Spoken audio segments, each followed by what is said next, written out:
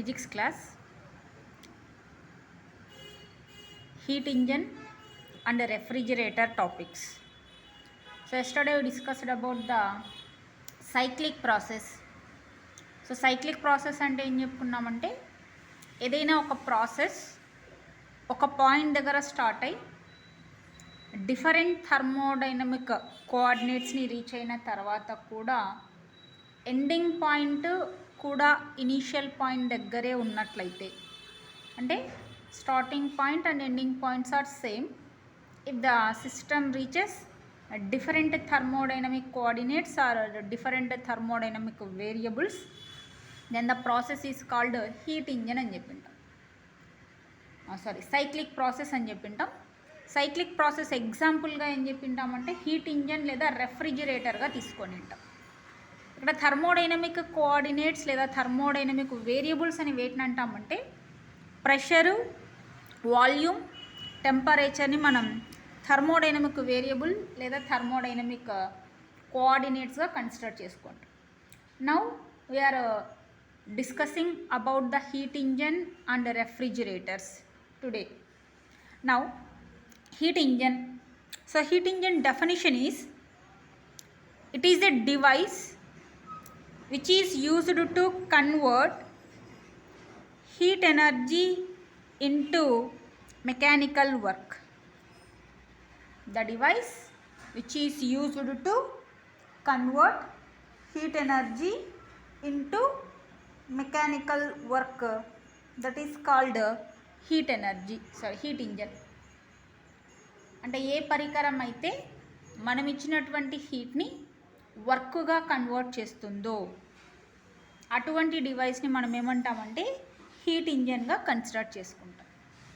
So ఇక్కడ heat engine కానివ్వండి లేదా రెఫ్రిజిరేటర్, ఈ రెండిట్లో కామన్గా 3 పార్ట్స్ ఉంటాయి.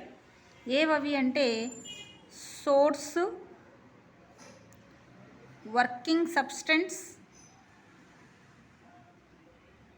And sink. These are the common parts both in refrigerator and heat engine. Heat engine రెఫ్రిజిరేటర్లో ఉన్న common parts source, working substance, sink. So source అని దేన్ని అంటామంటే it is a hot reservoir. ఇది ఎప్పుడూ కూడా హాట్ రిజర్వాయర్గా పనిచేస్తుంది. Which is at high temperature T1. అంటే సోర్స్ యొక్క టెంపరేచర్ ఎప్పుడు T1 డిగ్రీ సెల్సియస్ దగ్గర ఉంటుంది, హాట్ రిజర్వాయర్గా పనిచేస్తుంది. And can extract any quantity of heat Q1. Heat Q1ని ఎక్స్ట్రాక్ట్ చేస్తుంది without any change in its temperature. అంటే అర్థం ఏమంటే మామూలుగా హీట్ ట్రాన్స్ఫర్ అయ్యిందనుకోండి, హీట్ ట్రాన్స్ఫర్ అయితే ఒక ఆబ్జెక్ట్ టెంపరేచర్ డిక్రీజ్ అయ్యి మరొక ఆబ్జెక్ట్ టెంపరేచర్ ఇంక్రీజ్ కావడం మనం ఇంతకుముందు డిస్కస్ చేసుకుంటాం. ఎంతవరకు హీట్ ట్రాన్స్ఫర్మేషన్ జరుగుతుంది అంటే both are reaches same temperature లేదా బోత్ అటైన్డ్ థర్మల్ ఈక్విలిబ్రియం. అంటే టెంపరేచర్ ఒకేలా వచ్చే వరకు కూడా హీట్ ట్రాన్స్ఫర్ అవుతుంది. కానీ హీట్ ఇంజన్ మరియు రెఫ్రిజిరేటర్లో ఈ సోర్స్ అనే సబ్స్టెన్స్ ఎప్పుడూ కూడా high temperature T1 degree Celsius వద్ద ఉంటూ ఇది సరౌండింగ్స్కి లేదా అట్మాస్ఫియర్కి హీట్ ట్రాన్స్ఫర్ చేసినప్పటికీ కూడా దాని టెంపరేచర్ T1 డిగ్రీ సెల్సియస్ వద్దే ఉంటుంది. అంటే దాని టెంపరేచర్ అనేది తగ్గదు. అందుకే దీన్ని మనం ఏమన్నా అంటే హాట్ రిజర్వాయర్ అన్నాం. పాయింట్ గుర్తుపెట్టుకోండి. Source working as a hot reservoir which is containing high temperature mentioned as T1 degree Celsius, and it is giving heat to the surroundings and maintaining its temperature always at T1 degree Celsius. అంటే దాని temperature ఎప్పుడూ ఎక్కువగానే ఉంటుంది. ఇది సరౌండింగ్స్కి heat ఎంత transfer చేసినప్పటికీ కూడా దాని టెంపరేచర్ తగ్గకుండా ఎప్పుడూ T1 డిగ్రీ సెల్సియస్ వద్దే ఉంటుంది. కాబట్టి దాన్ని మనం హాట్ రిజర్వాయర్ అన్నాం. సో ఇక్కడ సోర్స్ అనేది హాట్ రిజర్వాయర్గా ఉంటుంది. దాని టెంపరేచర్ ఎప్పుడూ కూడా ఎంత అంటే T1 డిగ్రీ సెల్సియస్. సో దీనికి సంబంధించిన మ్యాటర్ మీరు ఏ విధంగా నోట్ చేయాలంటే, source is a hot reservoir or a body which is at high temperature T1 and can extract any quantity of heat Q1 without any change in its temperature, full stop. So its thermal capacity is infinite. Thermal capacity ఎందుకు infinite అంటున్నామంటే, ఇది సరౌండింగ్స్కి temperature లేదా heat ఇచ్చినప్పటికీ దాని temperature తగ్గడం లేదు కాబట్టి దాని thermal capacity ఇన్ఫినిటీగా ఉంటుంది. ఆల్రెడీ మనం థర్మల్ కెపాసిటీ డిఫైన్ చేసుకున్నాం. Next one, sink. Sink working as a cold reservoir and maintained low temperature. So source వచ్చేసి హాట్ రిజర్వాయర్గా పనిచేస్తే సింక్ వచ్చేసి కోల్డ్ రిజర్వాయర్గా పనిచేస్తుంది. And it is absorbing heat from the surroundings. అంటే సరౌండింగ్స్ నుంచి హీట్ని ఎంత అబ్జార్బ్ చేసుకున్నా, జనరల్గా హీట్ అబ్జార్బ్ అయితే ఏమవుతుంది, టెంపరేచర్ ఇంక్రీజ్ కావాలి. కానీ ఈ హీట్ ఇంజన్ రెఫ్రిజిరేటర్లో ఉన్నటువంటి సింక్ ఎంత హీట్ని సరౌండింగ్స్ లేదా అట్మాస్ఫియర్ నుంచి తీసుకున్నప్పటికీ దాని టెంపరేచర్ ఆల్వేస్ T2 డిగ్రీ సెల్సియస్గానే ఉంటుంది, అంటే పెరగదు. సో సోర్స్ సింక్కు డిఫరెన్స్ చూడండి. సోర్స్ ఎప్పుడు T1 డిగ్రీ సెల్సియస్ వద్ద ఉంటూ ఎంత హీట్ ఇచ్చినప్పటికీ దాని టెంపరేచర్ తగ్గదు. సింక్ వచ్చేసి ఎంత టెంపరేచర్ తీసుకున్నప్పటికీ దాని టెంపరేచర్ ఇంక్రీజ్ కాదు. కాబట్టి sink working as a cold రిజర్వాయర్గా పనిచేస్తుంది, source working as a hot రిజర్వాయర్గా పనిచేస్తుంది. సో ఇక్కడ సింక్కి సంబంధించిన మ్యాటర్ ఏం రాస్తారంటే, sink is a cold reservoir or a body which is at lower temperature T2 which can take any amount of heat Q2 rejected by the working substance without any change in its temperature, so the thermal capacity is infinite. అంటే ఈ source సింక్కు మధ్యలో ఏముంటుందంటే working substance ఉంటుంది. ఈ working substance యొక్క పని ఏమంటే, high temperature వద్ద ఉన్న సోర్సు నుండి హీట్ని తీసుకొని లో టెంపరేచర్ వద్ద ఉన్న సింక్కి హీట్ని సప్లై చేస్తూ ఉంటుంది. ఇక్కడ అట్మాస్ఫియర్ లేదా సరౌండింగ్స్ అన్నాము, అది nothing but working substance.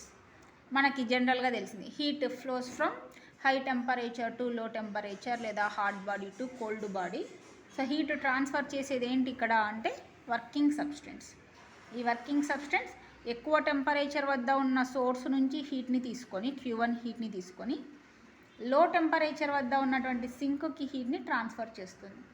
So సింక్కి heat transfer అయినప్పుడు Q2 అని, సోర్స్ నుంచి హీట్ అబ్జర్వ్ చేసుకున్నప్పుడు Q1 అని అనుకుంటా. ఎందుకంటే సోర్స్ని T1 డిగ్రీ సెల్సియస్తో మెన్షన్ చేస్తున్నా, సింక్ టెంపరేచర్ T2 డిగ్రీ సెల్సియస్తో మెన్షన్ చేస్తున్నా.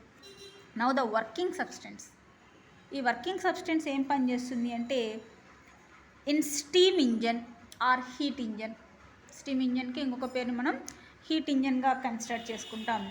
The working substance is steam at high pressure.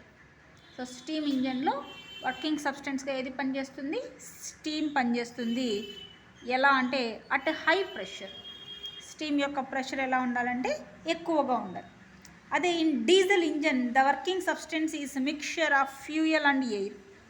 చూడండి, స్టీమ్ ఇంజన్లో వర్కింగ్ సబ్స్టెన్స్ వచ్చేసి స్టీమ్. అదే డీజిల్ ఇంజన్లో వర్కింగ్ సబ్స్టెన్స్ వచ్చేసి mixture of fuel and air. It absorbs certain amount of heat from the source, converts a part of it into work and rejects the remaining heat into sync.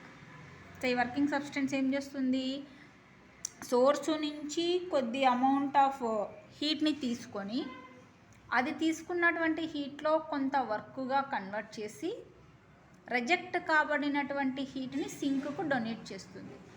ఇది working substance యొక్క పని. అంటే first law of thermodynamics. ఏం first law of thermodynamics, dq equal to du plus dwనా. Certain amount of heat is given to a system, it is equal to the sum of the work done in that system and change in internal energy అని చెప్పుకుంటాం. కాబట్టి ఈ working substance source నుంచి కొంత హీట్ని తీసుకొని ఆ హీట్లో కొద్ది భాగం వర్క్గా కన్వర్ట్ చేస్తూ మిగిలిన భాగాన్ని సింక్కు డొనేట్ చేస్తుంది. ఇది వర్కింగ్ సబ్స్టెన్స్ యొక్క పనిగా తీసుకుంటాం. ఇప్పుడు దీనికి సంబంధించినటువంటి డయాగ్రామ్ తీసుకున్నట్లయితే ఇక్కడ సర్కిల్స్గా అయినా డ్రా చేసుకోవచ్చు, లేదా స్క్వేర్ బాక్సెస్గా అయినా తీసుకోవచ్చు, ఏదైనా కరెక్ట్.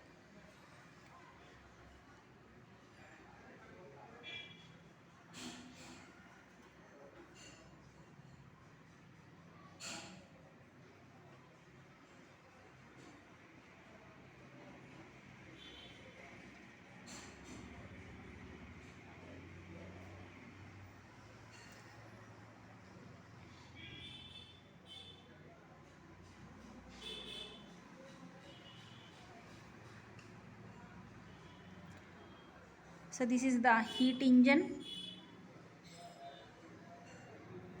నథింగ్ బట్ వర్కింగ్ సబ్స్టెన్స్గా తీసుకుంటా. మీరు కంజెస్టెడ్గా వేసుకోవద్దండి, బాగా పెద్దగా వేసుకోండి.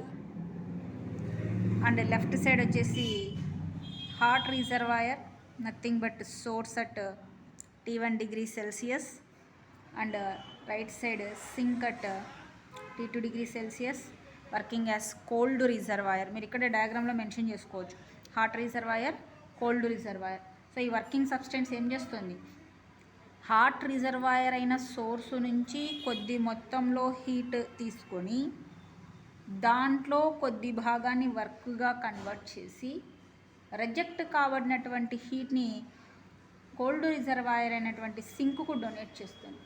సో ఇక్కడ సోర్సు నుంచి తీసుకున్న హీట్ని Q1 అని, సింక్కు డొనేట్ చేసినటువంటి హీట్ని Q2 అని అనుకుంటున్నాం.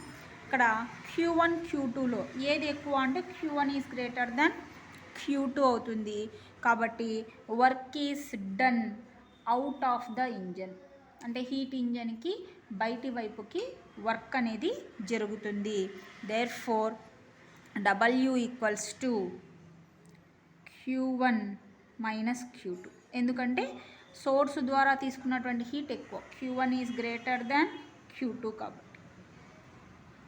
సింక్ హీట్ తక్కువ, సోర్స్ ద్వారా తీసుకునే హీట్ ఎక్కువ కాబట్టి work is done out side of the system, సిస్టమ్కి బయటి వైపుకి ఇక్కడ వర్క్ జరుగుతూ ఉంటుంది. దీన్నే ఇంకోలా చెప్తానంటే వర్క్ డన్ బై ద సిస్టమ్గా తీసుకుంటాం. Work done by the system, system వలన వర్క్ జరుగుతూ ఉంది అని చెప్తాం. అలాగే ఎఫిషియన్సీ తీసుకున్నట్లయితే హీట్ ఇంజన్ యొక్క ఎఫిషియన్సీని మనం ఈటాతో డినోట్ చేస్తాం. Eta efficiency of heat engine ఇక్కడ నోట్ చేసుకోవాలి. Efficiency of heat engine is equals to W by Q1, where W is called work done by the engine లేదా work done by the system, ఏదైనా కరెక్టే. Work done by the system అన్నా engine అన్నా ఒకటే. 2 heat amount of heat absorbed, amount of heat absorbed by the engine. So efficiency of heat engine definition ఏమంటే the ratio of work done by the engine to amount of heat absorbed by the engine, that is eta equals to W by Q1గా తీసుకుంటాం. ఇందాక డయాగ్రామ్లో work done W equal to outside of the engine, ఇంజన్కి బయటి వైపుకు జరుగుతుంది కాబట్టి W equal to Q1 minus Q2 అని చెప్పింటాం. Therefore eta equal to substitute చేస్తే Q1 minus Q2 by Q1 అవుతుంది.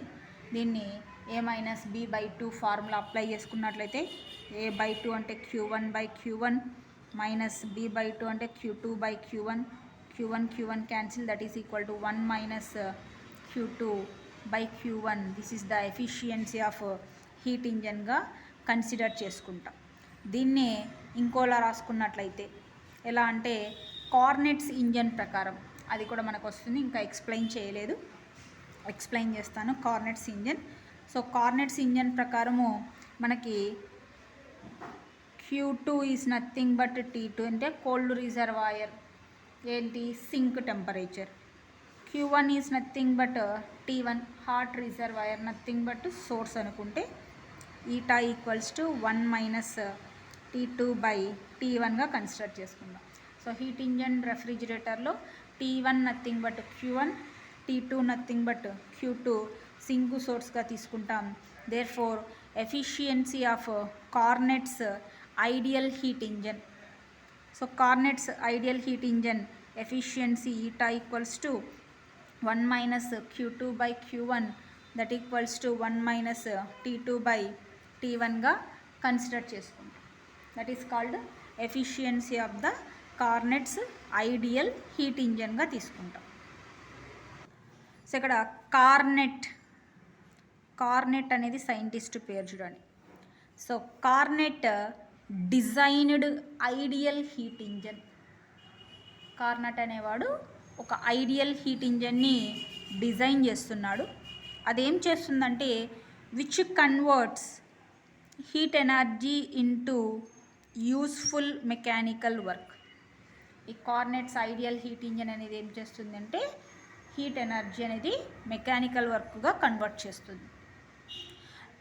Here no heat engine can have efficiency more than the efficiency of a Carnot's engine. Carnot's engine కంటే ఏ heat engine కూడా ఎఫిషియన్సీని ఎక్కువ కలిగి ఉండదు. కేవలం కార్నెట్స్ హీట్ ఇంజన్ ఎఫిషియన్సీ మాత్రమే ఎక్కువగా ఉంటుంది మిగిలిన హీట్ ఇంజన్స్ కంటే. అందుకే దాన్ని కార్నెట్స్ ఐడియల్ హీట్ ఇంజన్గా అనుకుంటున్నాం. ఎందుకు అన్నట్లయితే కార్నెట్స్ ఐడియల్ హీట్ ఇంజన్లో దాని యొక్క ఎఫిషియన్సీ కేవలం సింక్ మరియు సోర్స్ యొక్క టెంపరేచర్స్ లేదా సింక్ మరియు సోర్స్ యొక్క హీట్స్ మీద మాత్రమే డిపెండ్ అవుతుంది, కానీ వర్కింగ్ సబ్స్టెన్స్ మీద డిపెండ్ కాదు. అంటే nature of the working substance మీద కార్నెట్స్ హీట్ ఇంజన్ డిపెండ్ కాదు. మిగిలిన హీట్ ఇంజన్స్ వచ్చేసి నేచర్ ఆఫ్ వర్కింగ్ సబ్స్టెన్స్ మీద డిపెండ్ అవుతాయి. అంటే వర్కింగ్ సబ్స్టెన్స్ని దేంతో తయారు చేసినారు, అది ఎంత హీట్ని అబ్జార్బ్ చేసుకుంటుంది, ఎంత హీట్ని రిజెక్ట్ చేస్తుంది అనే దాని మీద డిపెండ్ అవుతుంది. అందుకే ఇక్కడ కార్నెట్స్ ఐడియల్ హీట్ ఇంజన్ అని చెప్తున్నా. సో ఇక్కడ నోట్ పాయింట్ మెన్షన్ చేసుకోండి. The efficiency of the Carnot's ideal heat engine is independent of nature of working substance. Carnot's ideal heat engine యొక్క ఎఫిషియన్సీ అనేది వర్కింగ్ సబ్స్టెన్స్ నేచర్ మీద డిపెండ్ కాదు. It depends, it అంటే Carnot's ideal heat engine depends only upon the temperatures of source and sink. So T1 అంటే source temperature, T2 అంటే sink temperature. So Carnot's ideal heat engine కేవలం source మరియు sync temperatures మీద మాత్రమే depend అవుతుంది.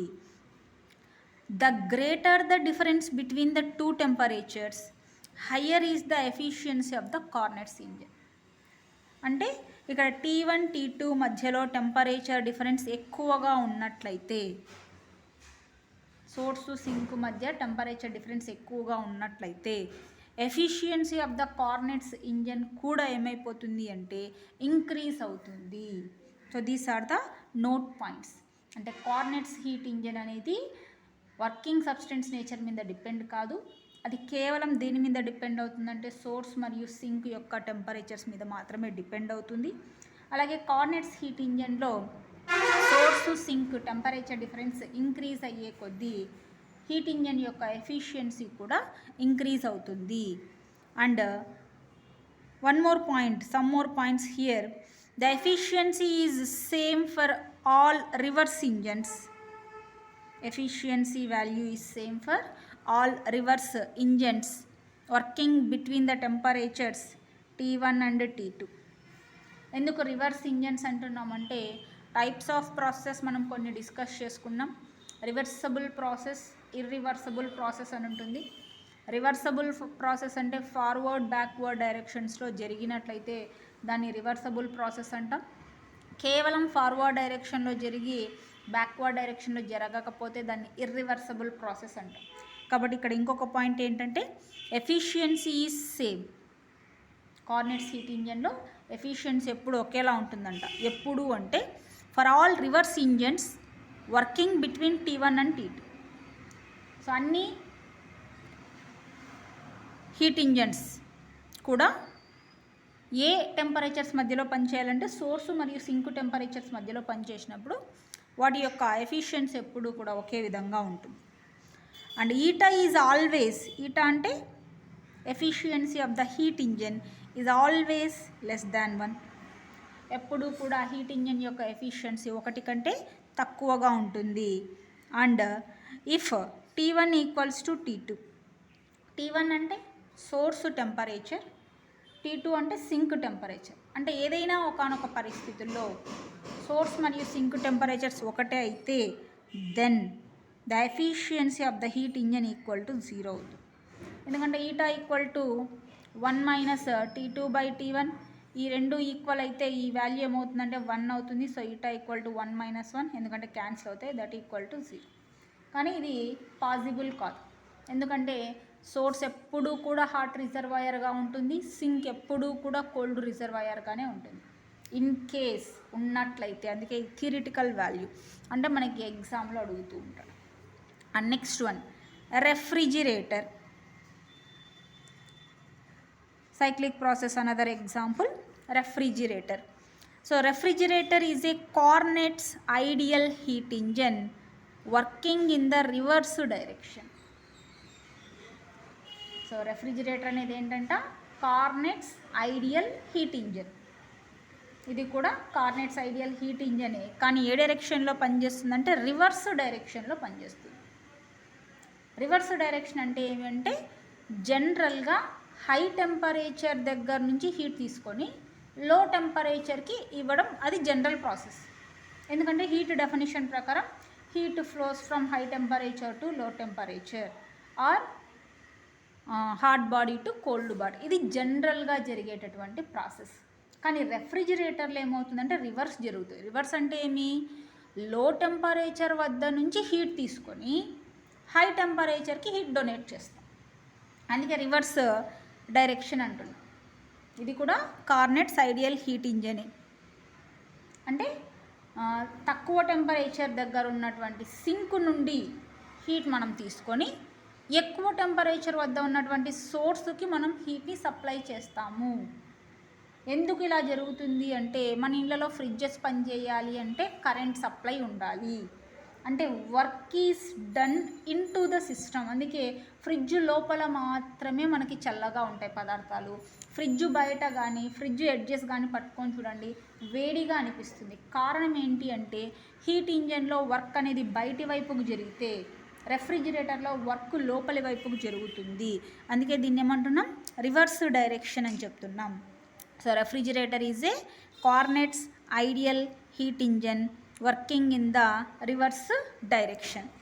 అదే ఇక్కడ కూడా మనకి ఏం పార్ట్స్ ఉంటాయంటే 3 పార్ట్స్ ఉంటాయి: source, working substance, sync.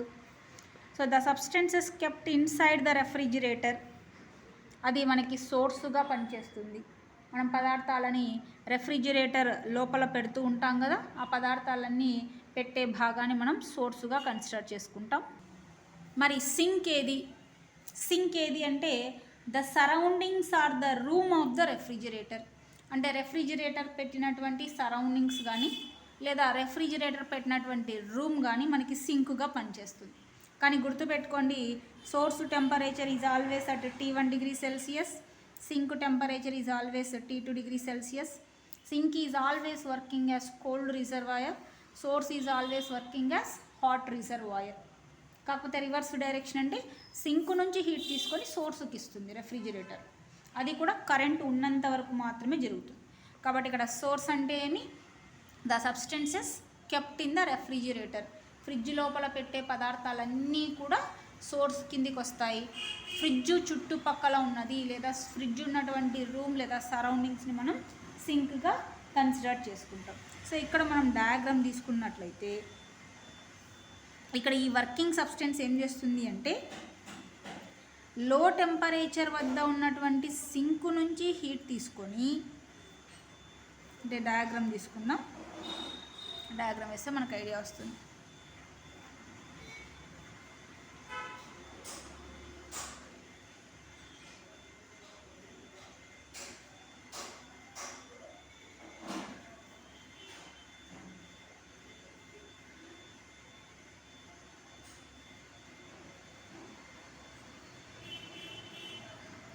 Heat ఇంజన్కి reverse.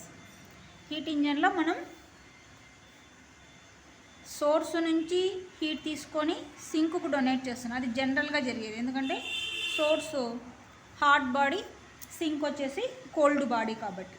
So sink at T2 degree Celsius, source at T1 degree Celsius. Sink నుంచి తీసుకున్నటువంటి హీట్ Q2, సోర్స్కి ఇచ్చినటువంటి heat Q1. And work is into the system, work లోపలి వైపుకి జరుగుతుంది. So ఇక్కడ మనము కోల్డ్ రిజర్వాయర్ అయినటువంటి సింక్ నుంచి హీట్ తీసుకుంటున్నాం కాబట్టి రెఫ్రిజిరేటర్లో Q2 is greater than Q1. అప్పుడు W ఈక్వల్ టు ఏమవుతుంది, ఫార్ములా Q2 మైనస్ Q1 తీసుకోవాలి ఒరిజినల్గా.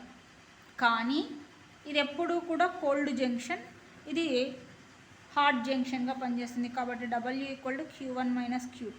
హాట్ రిజర్వాయర్, కోల్డ్ రిజర్వాయర్ కాబట్టి రెఫ్రిజిరేటర్ లోపల మాత్రమే ఇది కండిషన్ కన్సిడర్ చేసుకుంటాం. Q2 నుంచి తీసుకున్నా అంటే రివర్స్ డైరెక్షన్లో. So Q2 greater than Q1 అని తీసుకోవద్దని, Q1 గ్రేటర్ దాన్ Q2ని. కాకపోతే వర్క్ లోపల వైపుకి జరుగుతుంది, it is working substance. Then efficiency of the refrigerator, దాన్ని కూడా మనం ఈటా అనుకోవచ్చు, లేదా డిఫరెంట్గా ఉండాలనుకుంటే బీటాగా తీసుకోవచ్చు. ఎఫిషియన్సీ ఎప్పుడు ఈటాతోని డినోట్ చేస్తాం. హీట్ ఇంజన్కి ఈటా అనుకున్నాం కాబట్టి రెఫ్రిజిరేటర్ ఎఫిషియన్సీని మనం బీటా అనుకుంటే beta is equals to formula, దీన్ని మనం Q2/Wగా తీసుకుంటాం. అంటే the ratio of heat absorbed by total work done. ఎక్కడి నుంచి హీట్ అబ్జర్వ్ చేస్తున్నాం, ఫ్రమ్ సింక్ నుంచి తీసుకుంటున్నాం. That is equals to Q2/W value Q1 minus Q2. ఒకవేళ దీన్నే మనం W/Q అని రాసుకున్నట్లయితే అప్పుడు Q1 మైనస్ Q2/Q2 అవుతుంది. That equals to Q1/Q2 minus Q2/Q2. Q2 cancel, then Q1/Q2 minus 1గా వస్తుంది. అంటే యాక్చువల్గా రెఫ్రిజిరేటర్కి సంబంధించినటువంటి ఎఫిషియన్సీ గురించి మనకి ప్రాబ్లమాటిక్ ఇవ్వట్లేదు. అలాగే ఇన్ టర్మ్స్ ఆఫ్ టెంపరేచర్స్లో తీసుకున్నట్లయితే eta or beta equals to T2/T1 minus T2గా తీసుకుంటాం.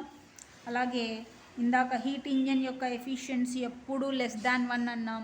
అదే రెఫ్రిజిరేటర్ యొక్క efficiency beta value varies from 2 to 6. అంటే రెఫ్రిజిరేటర్ యొక్క ఎఫిషియన్సీ 2 to 6 మధ్యలో చేంజ్ అవుతూ ఉంటుంది. That is one of the note point. Another note point, in heat engine the efficiency can never exceed 100%. Heat ఇంజన్లో ఎఫిషియన్సీ ఎప్పుడూ కూడా 100%ని క్రాస్ కాదు. అదే but in the case of refrigerator the coefficient of performance may be much higher than 100%. అంటే ఈ efficiency value రెఫ్రిజిరేటర్లో 100% కంటే ఎక్కువ ఉంటుంది. Beta value is more than 100%. అదే ఈటా వాల్యూ వచ్చేసి లెస్ దాన్ 100%గా ఉంటుంది. సో ఇది వచ్చేసి రెఫ్రిజిరేటర్ అండ్ హీట్ ఇంజన్స్. అలాగే హీట్ ఇంజన్స్లో వచ్చేసి work done by the system జరిగి ఉంటుంది. ఇక్కడ వచ్చేసి రెఫ్రిజిరేటర్లో work done on working substance. Work వచ్చేసి వర్కింగ్ సబ్స్టెన్స్ పైన జరుగుతూ ఉంటుంది. హీట్ ఇంజన్లో work done by the working substance. అది difference between working substance and refrigerator. ఇక్కడ ఈ రెండు కలిపి అడుగుతూ ఉన్నాడు. అంటే how is heat engine different from refrigerator అన్న, explain refrigerator and heat engine workings అని 8 మార్క్స్ క్వశ్చన్కి అడుగుతూ ఉంటాడు ఈ లెసన్ నుంచి. అలాగే state second law of thermodynamics అని ఈ క్వశ్చన్కి యాడ్ చేస్తూ ఉంటాడు. ఇంకా అది ఎక్స్ప్లెయిన్ చేయలేదు, చేస్తాను. Next topic second law of thermodynamics. So థర్మోడైనమిక్స్లో మనకి 3 లాస్ ఉన్నాయి. 0th law of thermodynamics, first law of thermodynamics and second law of thermodynamics. So 0th law first law మనం ఎక్స్ప్లెయిన్ చేసుకున్నాం. నా సెకండ్ లా ఆఫ్ థర్మోడైనమిక్స్లో different statements ఉన్నాయి, కేవలం ఒకే స్టేట్మెంట్ అయితే లేదు. ఇక్కడ first law of thermodynamics is based on the law of conservation of energy. First law of thermodynamics వచ్చేసి law of conservation of energy మీద డిపెండ్ అయ్యి అది వర్క్ అవుతుంది, బేస్ అవుతుంది. అదే second law of thermodynamics gives the information about transformation of heat energy. Second law of thermodynamics ఏం చెప్తుందంటే అది ఇన్ఫర్మేషన్ ఇస్తుంది.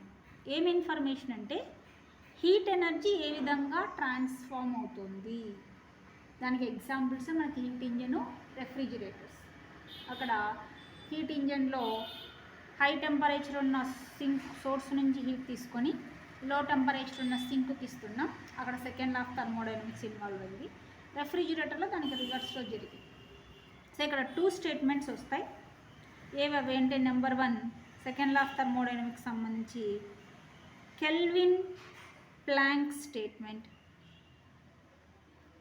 సో కెల్విన్ మరియు ప్లాంక్ అనే శాస్త్రవేత్తలు ఒక స్టేట్మెంట్ ఇస్తున్నాడు సెకండ్ లా ఆఫ్ థర్మోడైనమిక్స్. ఏంటి ఆ స్టేట్మెంట్ అంటే it is impossible for an engine working in a cyclic process to extract heat from a hot body and to convert it completely into work. Statement మళ్ళీ ఒకసారి చెప్తాను చూడండి. It is impossible for an engine working in a cyclic process to extract heat from a hot body and to convert it completely into work. So Kelvin Planck అనే శాస్త్రవేత్తలు ఏం గమనించారంట, ఒక engine నుంచి ఒక ఇంజన్ అనేది సైక్లిక్ ప్రాసెస్లో ఉన్నప్పుడు, ఏదైనా ఒక ఇంజన్ సైక్లిక్ ప్రాసెస్, అది రెఫ్రిజిరేటర్ కావచ్చు, హీట్ ఇంజన్ కావచ్చు, అప్పుడు మనం ఎక్స్ట్రాక్ట్ చేసినటువంటి హీట్ ఎక్కడి నుంచి, హాట్ బాడీ నుంచి తీసుకున్నటువంటి హీటు మొత్తాన్ని కూడా వర్క్గా కన్వర్ట్ చెయ్యలేము. అది నిజమే. ఎందుకంటే హీట్ ఇంజన్లో చూడండి, మనం తీసుకున్నటువంటి హీట్ కొద్ది భాగం వర్క్గా కన్వర్ట్ అయ్యి మిగిలిన భాగం సింకుకు సప్లై చేయబడుతుంది. సో కెల్విన్ ప్లాంక్ ఏం నోటీస్ చేశారు, ఒక హీట్ ఇంజన్ నుంచి తీసుకున్నటువంటి మొత్తం హీట్ని మొత్తం వర్క్గా మార్చలేము. It is highly impossible. అది కరెక్ట్ స్టేట్మెంట్. ఎందుకంటే హీట్ ఇంజన్కి ఎగ్జిస్ట్ అవుతుంది, దాంట్లో వర్క్గా కొంత కన్వర్ట్ అయ్యి మిగిలిన హీట్, రిజెక్ట్ కాబడిన హీట్ సింక్కు సప్లై అవుతుంది. So that is Kelvin Planck statement. Second statement Clausius statement. Clausius అనేది కూడా సైంటిస్ట్ పేరు. క్లాసియస్ స్టేట్మెంట్ ఏం చెప్తుందంటే it is impossible for a self acting machine unaided by any external agency to transfer heat from a cold body to a hot body or a hot reservoir. In other words, heat cannot by itself flow from a colder body to hotter body. Clausius statement ఏమంటే heat ఎప్పుడూ కూడా external work జరగకుండా cold body నుంచి hot బాడీకి heat transfer కాదు. ఇది కూడా నిజమే. హీట్ డెఫినిషన్ ప్రకారం హీట్ ఎప్పుడూ కూడా హాట్ బాడీ నుండి కోల్డ్ బాడీకి కానీ హై టెంపరేచర్ నుంచి లో టెంపరేచర్కి కానీ ట్రాన్స్ఫర్ అవుతుంది. కానీ కోల్డ్ బాడీ నుంచి హాట్ బాడీకి హీట్ ట్రాన్స్ఫర్ కావాలి అంటే ఖచ్చితంగా ఎక్స్టర్నల్ వర్క్ జరగాలి, ఎక్స్టర్నల్ ఏజెన్సీ ఉండాలి. దానికి బెస్ట్ ఎగ్జాంపులే రెఫ్రిజిరేటర్, దీనికి example heat engine. Kelvin Planck స్టేట్మెంట్కి ఎగ్జాంపుల్ హీట్ ఇంజన్, క్లాసియస్ స్టేట్మెంట్కి ఎగ్జాంపుల్ రెఫ్రిజిరేటర్. రెఫ్రిజిరేటర్ వర్క్ చేయాలి అంటే మనము సాకెట్ అంటే ప్లగ్ బోర్డ్లో ప్లగ్ పెట్టేసి కరెంట్ ఉంటేనే రెఫ్రిజిరేటర్ పనిచేస్తుంది. అందుకే ఫ్రిడ్జ్ లోపల మాత్రమే చల్లగా ఉంటుంది. కరెంట్ ఉన్నంత వరకు అంటే ఎక్స్టర్నల్ ఏజెన్సీ ఏంటి, ఎలక్ట్రిసిటీ. ఈ ఎలక్ట్రిసిటీ ఏం చేస్తుంది అంటే తక్కువ టెంపరేచర్ ఉన్న సింక్ నుంచి హీట్ తీసుకొని ఎక్కువ టెంపరేచర్ ఉన్న సోర్స్కి డొనేట్ చేస్తుంది.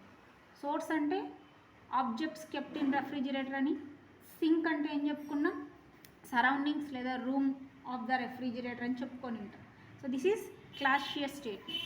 సో ఇప్పుడు అర్థం ఏంటుంది మీకు second law of thermodynamics heat engine రెఫ్రిజిరేటర్కి ఎందుకు ఇస్తాడంటే సెకండ్ లా ఆఫ్ థర్మోడైనమిక్స్కి 2 స్టేట్మెంట్స్ ఉన్నాయి. ఒకటి కెల్విన్ ప్లాంక్ స్టేట్మెంట్, రెండోది క్లాసియస్ స్టేట్మెంట్. క్లాసియస్ స్టేట్మెంట్ రెఫ్రిజిరేటర్ని ఇండికేట్ చేస్తే కెల్విన్ ప్లాంక్ స్టేట్మెంట్ హీట్ ఇంజన్ని ఇండికేట్ చేస్తుంది. సో అక్కడి వరకు నోట్ చేసుకోండి.